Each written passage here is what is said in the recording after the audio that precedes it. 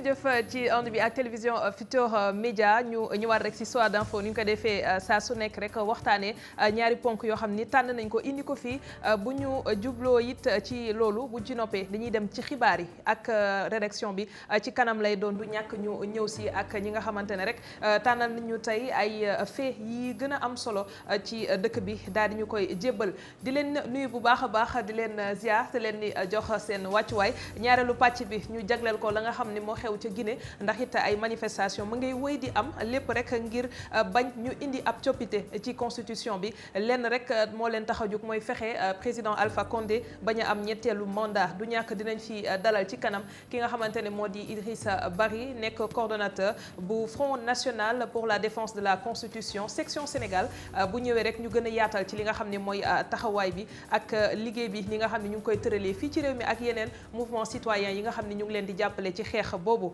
pàcc bu njëkk bi ñu jagleel ko wàllu wér-gi-yaram tey nag di bés bi nga xam ni moom la ñu jagleel xeex diabète ci àdduna bi ñu fiy dalal tey professeur Abdoulaye Leye nekk chef service je savais que j'y arriverais pas d'endocrinologie et de diabétologie de l'hôpital Pikine professeur merci d'être avec nous kontaan bu wax ci nga teew fi. Je vous remercie madame Souma, je vous remercie de l'invitation. Binta Diallo ànd ak ñun Binta yaa ngi réew mi xawoon naa dinaa taxaw ci endocrinologie. dama la jéem a toppatoo si moo boobule. di la nuyu bu baax Aram am mbégte di ànd ak yow chaque alxamis amaat mbégte aussi di dalal mon frère le professeur Leye si plateau bi. professeur Leye comme ci moo bi laa njëkk a bite foofu lay njëkkee lan mooy endocrinologie. Endocrinologie mooy spécialité médicale bi nga xam ne mooy toppatoo feebaru glande endocrine yi. li ñu naan glande endocrine mooy cër boo xam ne ni moo liggéeyee mooy day xelli ci deret bi hormone lu ñuy wax hormone deret bi daal di yóbbu hormone boobu ci beneen cër à distance mu dem liggéey foofu loolu la ñuy wax glande endocrine bu ñu ko bëggee misaal ñu ne thyroïde glande endocrine la pancréas glande endocrine la hypophyse glande endocrine mu am yeneen ak yeneen lépp loo xam ne day xelli ci deret bi rek hormone muy dem liggéey à distance ci beneen organe loolu mooy glande endocrine mu nekk loo xam ni dafa lëkkale ak diabétologie. waaw diabétologie dafa nekk li gën a fës ci biir endocrinologie parce que pancréas dafay xelli hormone bu ñu naan insuline te insuline boobu mooy caabi bi ubbil suukar si buntu pour suukar si dugg ci cër yi nga xam ne fa lañ ko soxlaa comme combustible. fan lañ toll tey ci xeex mi ci wàllu diabète ci Sénégal. xeex bi mu ngi wéy rek mu ngi wéy ndax feebar la boo xam ne dafay law ci àdduna bi di law ci Sénégal ci misaal rek pour wane ni muy lawee ci àdduna 2015 ñu ne 415 millions de diabétiques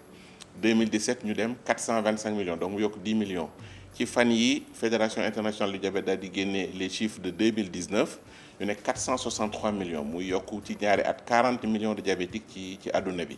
bu dee ci Sénégal xayma yu mujj ñu def ci ñetti at yi enquête CEP nekk boori 3 ak 4% mais même bu ñu minoré ñu ne 3% la maanaam téeméeri nit yooyu mu am ñett boo nee 15 millions d'habitants di nga ne 500 000 diabétiques waaye li am solo mooy ne bu ñu amee kenn ku ñu xam ne am na diabète am na ñaar ñoo xam ne ñu ngi ak diabète bi te xamuñu ko su ko defee gën caa néew nga ne million ngu diabétique ak lu topp ñu ngi ci Sénégal di jéem a faju xam nañ ko xamuñu ko te ñi nga xam ne peut-être ñu ngi leen ci toppatoo ci hôpitaux yi fii ci biir Dakar matul 100 000 donc bu ñu mënee rek misaal donc ne xeex bi des na lu bare pour malade yëpp jotale ko ci seen réew mi. mais tey jii professeur bu may parcourir un peu le net j'ai vu que dañ Sénégal il y a 400 000 malades du diabète léegi diabète bi dañu gis ne am na le type 1 et le type 2 ban moo gën a évoluer ak itam nee nañu 66% des malades moom la ñuy diagnostiquer officiellement ça veut dire que le reste kenn du leen dépister bay xam sax nag ñu ngi faju wala fajuwuñu ça aussi c'est un cas. Absolument c'est-à-dire que bu ñu nee diabète dañu ci am ñeenti mode mais ci ñeenti façon yooyu nga xam ne moom lañu ci tënk benn moo ci gën a fés muy diabète de type 2 diabète de type 2 mooy diabète bi nga xam ne moom la ñu doon wax non insulino-dépendant nga xam ne ki am plus de 40 ans lay dal mu am yaram am mbokk yu am diabète affaire bi di ñëwee ci yaram bi ndànk-ndànk ñooñu mooy 90% des diabétiques donc ci àdduna bi ñooñu ñoo ci ëpp. beneen type bu diabète muy diabète de type 1 muy bii di gën a faral di dal xale yi nga xam ne yaramam moo ñëw yàq pancréas bi ñooñu nga xam ne pour ñu dund dañuy am insuline ñu doon ko wax diabète de type 1 ñooñu 8% 9% gën caa bari mu am yeneen ñaari mode yoo xam ne duñ ne c'est négligeable au plan en tout cas épidémiologique mais am na solo na dañ koy saytu benn bi mooy li ñuy wax les types spécifiques de diabète maanaam am beneen feebar comme hyperthyroïdie wala maladie de Cushing yooyu mu yéegal suukar si yooyu boo ko traité diabète bi dem beneen bi ci mujj mooy li ñuy wax diabète gestationnel muy diabète boo xam ne ci ñu ngi ko njëkk gis pour la première fois ci jigéen ju ëmb ñooñu yeneen ñaar yooyu moins de 1%. Donc li ëpp boog boo jëlee fukki nit yu ñuy wax waxi diabète juróom-ñeent ya mën nañ jàpp ne diabète de type 2 la moo tax boobu noonu mooy bi nga xam ne épidémiologiquement moo bi ëpp solo. mais est-ce que diabète de type 2 bi ngay wax ni da nga ne benn membre de ta famille bu ko amee mën nga ko am mais léegi dañoo gis ne sa membre de famille daawu ko am mais dalay dab est-ce que loolu ça peut arriver quelqu'un contracter diabète te fekk amul benn membre de sa famille bu ko amoon. waaw xam nga wax nit déjà dit wax ne awma benn membre famille bu ko am. problème la ndax dépisté wuñu ñëpp. te amoon na ay jamono maam yi xamuñu woon peut-être loolu. donc c'est à relativiser donc même boo ko amulee mën na ñëw ci yow quand même mën na feeñ. ala kulli haal te boobu diabète de type 2 bi la tandis que bu dee diabète de type 1 nag ñaare kenn ci famille bi du sax am problème mu diabète parce que c'est un problème auto-immun donc première fois bi ci xale bi lay doon te parents yi kenn amu ci diabète mais daal ku ci am mbokk. premier degré wala deuxième degré yaay papa tante maam ak yu ni mel mu am ci kenn boo yeboo at mu ne nga dem saytu sa suukar bañ a xaar mu bett la. léegi lan la ñuy def ci ñi nga xamante ne yaa ngi ne sànq buñ ne kenn am na yeneen ñaar xëy na ñu ngi ci réew mi sax te xamuñu dañoo am diabète lan la ñuy def pour ñooñu noonu sensibilisation bi àgg ci ñoom ba fexe ñu mën a di dem di dépister wu. waaw mooy li ñuy profité ci journée mondiale du diabète pour nga gis ne à travers. c'est ponctuel benn événement la rek bu jeexee dañ ciy pare. waaw du maanaam sensibilisation bi lii prétexte la maanaam boo nee journée mondiale prétexte la pour fàttali dafa mel ne bu ñu nee octobre rose waaye du octobre rek la ñu war a seet cancer du cancer du col ñu ne novembre mois du diabète prétexte la pour au moins benn yoon ci at bi ñu wax nit ñi wax leen wax ndax comme benn yoon ci at bi nga koy seet au moins boo ci weer bi boo déggee ñuy wax diabète di ko dégg nga dégg ñu koy wax di ci sensibiliser nga dem seet au moins ci benn yoon boobu. mais sauf que sénégalais yi ñoom aussi dañu am culture boo xamante ni dañuy ragal hôpital boo leen waxee hôpital ñu ne docteur yi moom bu ñu seetee dañuy gis donc ñoom si dans la mémoire collective bu ñu dem hôpital pour ñu leen di wax ne dañu feebar ça aussi c'est un autre problème fekk diabète baa ngi seen biir yaram te duñu ko xam. moo tax muy ministère muy autorité muy association de diabétiques yi pour dépistage bi waxatuñu ko mbirum hôpital. dañu koy def à toutes les occasions à la limite de façon foraine ñoo ngi ko def tey ci biir hôpital Pikine parce que pour la population de banlieue ñu ñëw ci hôpital mais boobu doon relation médecin malade da nga ñëw rek pour dépister pour anecdote am na ci kenn benn ndaw bu ñëw ci taskatu xibaar yi mësul xam dara ci yaram bi ba ñu ko seetalee suukar saa ngi 3 grammes te moom dafa ñëwoon rek dégg nga pour couvrir daal di seetaale pour dire que nit ki da ngay woyaale ak moom da ngay dem te doo xam donc dépistage systématique bi ça permet de découvrir. mais est-ce que am na looy sentir sa yaram wala boog dafa am symptômes yuy feeñ ba nga xam ne lii kat war na mën tax ma dem wala nii nit rek bénévolement dafa war a jóg dem hôpital daal ne naa dem dépister. bi maanaam bu dee diabète de type 1 boobu moom y a des signes yu alarmant rapidement xale bi commencé di sawlal wala muy jeex mu bañ a dem école. toog ba yàgg rek ci diiruñ quelques jours rek mu daal di laati kaaf noonu tàggoog sago bi coma diabétique loolu moom da ngay dem hôpital par contre diabète type 2 pour signes yi commencer il faut glycémie bi daal ci weesu 1,80 su ko defee bu weesoo 1,80 ci la saw bi bu naree saf suukar trop nga gis rein bi daal di ko diluer ak ndox bu bari nit ki commencer di saw lu bari buy saw lu bari deret ndox bi di manquer muy mar di naan lu bari bu fekkee ne utiliser wul suukar bi comme combustible dafay dem lakk graisse bi pour am énergie su ko defee muy maigrir di maigrir yaram bi di yëg ne lii kat am na luy manqué ci yaram muy xiif di lekk lu bari mais mandarga yooyu bu commencé di feeñ rek mooy ne am na déjà un retard au moins de 5 ans donc li si ëpp diabète type 2 boobu dafay évoluer à bas bruit te du am benn signe moo tax dépistage bi rek moo la ci mën a mais te soo amee un taux de glycémie de 1,80 à jeun mën nga jàpp ne da nga am diabète wala boo lekkee ba pare dépisté am 1 gramme 80 est-ce que ça veut dire que yaa ngi signes yi non signes yi c'est une chose qui ne dépend pas forcément du taux en partie mais diagnostic bi critère diagnostic bi justement c'est ay valeurs la yoo xam ne tolluwul fi signes cliniques di commencer maanaam boo defee glycémie à jeun toog lekkoo 8 heures ba 12 heures de temps nga reer lekkoo ba ca suba sa mu ëpp 1 gramme 26 ñaari yoon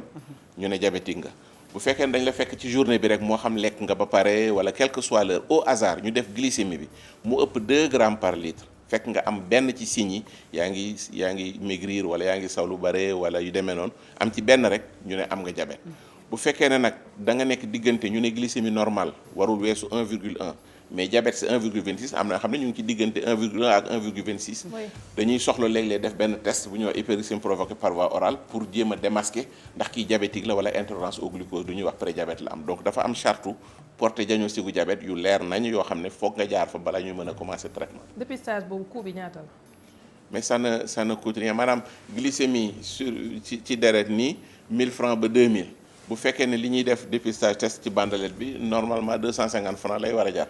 donc nekk na loo xam ne pharmacie bi ci sa bopp koñ sax boo fa demee xëy suba lekk goo nga ne xoolal ma. 2000 nag du ñëpp ko am de. non bu dee fii pour ci hôpital bu dee hôpital bi. mais bu dee pharmacie 500 francs maximum.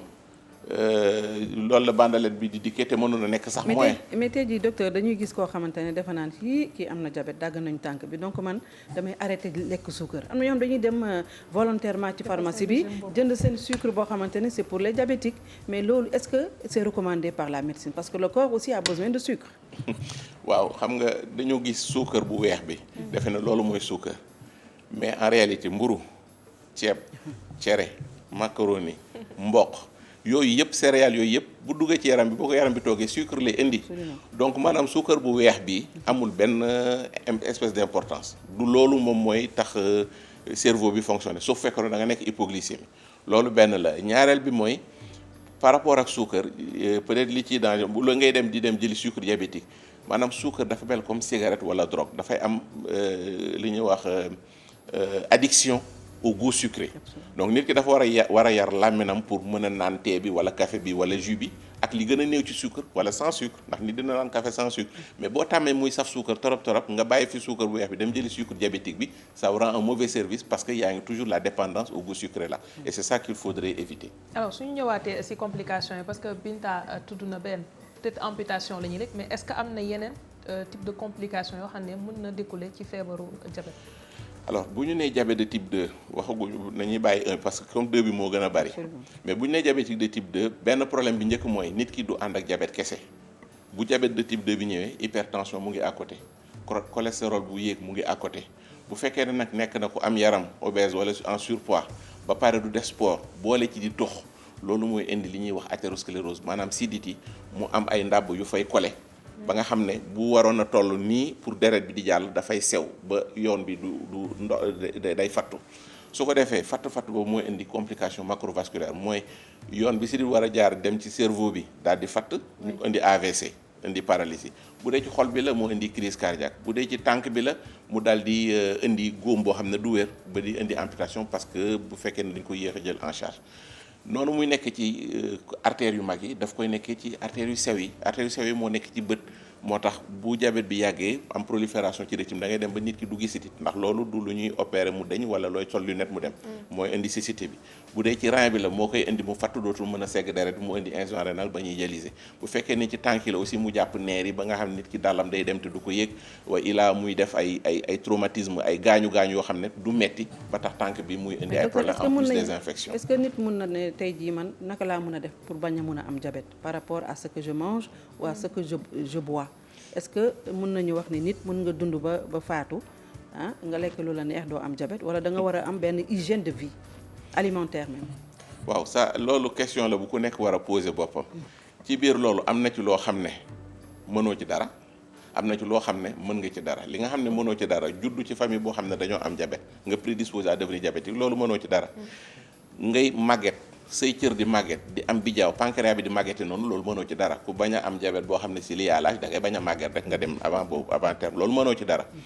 li nga xam ne par contre mën nañ ci agir mooy xam nañ ne diabète li koy favoriser mooy yaram bu bari mais xëy nga bañ a lekk loo xam ne dafay tax nga obèse wala nekk en surpoids te loolu mooy ngay def sport di wàññi lu am diw trop wala lu sucré trop xam nañ ne aussi alimentation bu malsaine bi déséquilibré aussi daf koy favoriser nga daal di agir ci loolu pour que dans le long terme bu waree ñëwit mu yéex te bu ñëwee du la indil benn complication te ngay saytu. alors c'est une maladie chronique ndax ni nga waxee ni moom dalay topp ba ngay génn sa diiru àdduna donc dafa am lu mu laaj ci wàllu koppar ñu ñëwaat encore ci traitement bi ak coût bi. waaw moom de ak lu mën a xaw parce que dégg nañu le président de l'ASAD association des diabétiques. Baye Omar notre confrère Baye Omar di wax toujours day ñëw toujours ci coût bi nee na diabète dafay intervenir si des pays dëkk yoo xamante ne amuñu moyen. Ça veut dire que les coûts sont très élevés par rapport à ñi nga xam ne war nañ ci faju. mais c'est tellement vrai que les projections li fédération internationale du projet ci augmentation diabète c'est de 147% pour Afrique subsaharienne. alors que yeneen dëkk yi dans 10 ans dañu projet dana augmenter 37% wala 40% ñun 147%. ça veut dire que amuñu les moyens pour lutter contre et ça la pauvreté y est pour beaucoup de choses. ci fànn yu bari xam nga bu ñu la nee de lekk légumes de lekk salade tomate concombre wàññi ceeb bi ci nga xam ne yow njël bi benn la. loolu bariwul loolu déjà problème la. fruit cher na donc loolu nekk problème traitement yi aussi. am na ci bu fa tolloo mën nga retrouver wu ak du sax suukar si kese parce que y a tension cholestérol nga retrouver wu ak ordonnance boo xam ne fin du mois c'est entre 50 et 100 000 ci salaire boo xam ne moyen peut-être 300 000 donc pour toute une famille ça pose problème. complication yi jëlal exemple rek dialyse même état bi mu wax dana def gratuité mais lu mu rendre gratuit mais paasu dem di ko defi ji yenn ordonnance yeeg yooyu donc nekk na effectivement loo xam ne lu cher la ba tax na loolu rek war naa tax ku ne di fagaru pour teel koo gis pour que complication yi bay ñëw parce que nag li jar a wax mooy boo fekkee ne diabétique nga du fatalement rek da ngay def complication yëpp boo defee le suivi régulier suukar si normal fu ne yàlla mën na la musal nga dund téeméeri at na ko amul diabète ànd ak sa cër yëpp ba nga nekk sax en meilleure forme que ki nga xam ne amul diabète te dafa daawul def attention parce que dina am yeneen jafe-jafe. dama bëggoon wax rek ci wàllu docteurs yi parce que ñu bari damay faral ñu di ko wax ñu ne médecins yi dañu gaaw trop ci amputer un diabétique est-ce que da ngeen di bëgg a débarrasser wu ci moom nga baal ma fekkee le mot est trop fort wala boog loolu moo fi sës ngeen war ko def. non franchement. bu ñu sañoon du ñu amputer kenn mais dafa am loo xam ne. su ma waxee loolu mooy négligence yi au niveau des hôpitaux bu malade bi ñëwee est-ce que dina am prise en charge bi war. bi tax góom bi du dem ba gangréné wu ba ñu war ko dagg loxo bi wala ñu dagg tànk bi. xam nga li ñu war a wax mooy ki am diabète nga bàyyi taxawaalu ci maama nag faju wolof ay at yu bare ba sidit bi fattu. parce que nag garab li koy tax di màgg mooy ñu koy mën a arroser mu am racine donc vaisseau yi bu fattee boo amee góom ci tànk bi bu fekkee ne sang bi ñëwul du mën a cicatriser te dagg bi mooy dernière solution bu ñu ko defee rek mooy def na gangrène boo xam ne waw na boo ko fa bàyyee dafay gën di law rek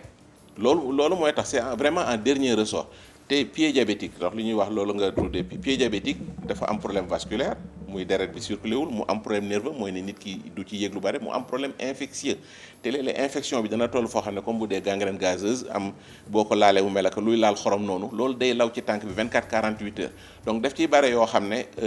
du ñu vraiment y a pas le choix chirurgien yi wala médecin yi boog bu ñu amputé dernière mais daf ciy toll foo xam ne li nga xam ne par contre mën nañu ko déplorer mooy war a wax ak malade bi wala entourage bi expliquer ko exactement mais parfois il y a des situations d'urgence yoo xam ne du la bàyyi le choix est-ce que après ça ak suivi psychologique ba loolu dina am. waaw il y a des déficits quand on est dans l'urgence on veut ñu bëgg nit ki jotale ak bakkanam peut-être à pas prendre trop le temps di ko préparer ci yenn yi ak yu demee noonu après ça peut poser problème am na ci ñu mag ñu bari ñoo xam ne boo xasee di wàññi cër bi après dañuy glisser. Oui. Donc c'est un problème c'est vraiment un problème on essaie de faire des efforts mais parce que malade bi aussi bu fekkee dafay ñëw hôpital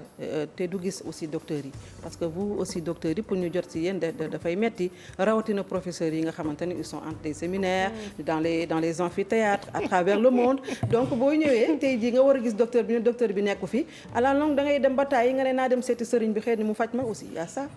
waaw xam nga ñu ngi wax bi ñuy dugg problème mu spécialiste yu manqué mais diabète problème mu diabétique du problème sax docteur gis nga infirmier chef de poste am na lu mu mën a def à son niveau am na programme national boo xam ne c'est prévu que pour que nit ki fu mu mënti nekk personnel de santé ba am lu mu ca war a def te bokkul ak docteur bi donc bu fekkee ne faju rek nga bëgg foo ci dem mën nañ la cee conseiller wax la ci loo xam ne mooy tere complication du am parce que muy ordonnance bi professeur bi bind wala médecin généraliste bi wala keneen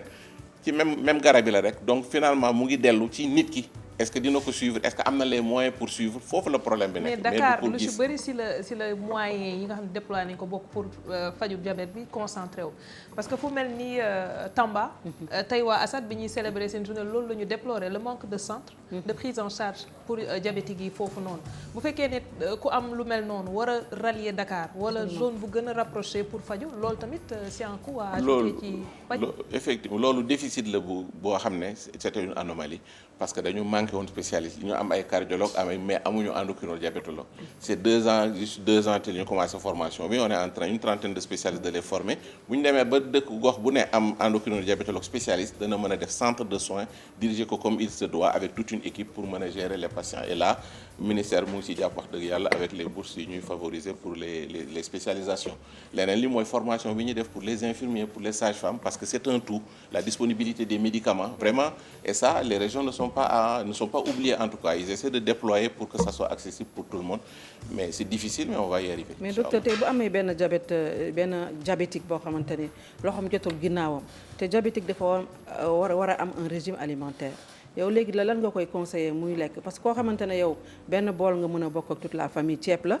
te yow waruloo war a lekk ceeb wala am nga quantité boo xam ne waroo ko dépasser léegi yow est-ce que du feebar bi aussi dina accélérer sa feebar bu dee amoo moyen wu régime alimentaire wala am na régime bu ñu mën a lekk ci ceeb bi. loolu tamit problème la ci personnel soignant bi maanaam régime bi mënul nekk ci ay tere ak digal nga tere que li muy gis di ko digal loo xam ne mënu cee jote loolu te effectivement problème la moo tax li ñuy xool mooy seet nit ki li muy faral di lekk fi mu dëkk la fa am ñu xool la nga xam ne mën na koo yokk xool li nga xam ne mën na koo wàññi pour mu atteindre les objectifs et puis ñu traiter en conséquence. Merci beaucoup professeur Abdoulaye Leye dinañ ñëwaat ci moom ci kanam ñu dem seetaan fi ba dellusiwaat.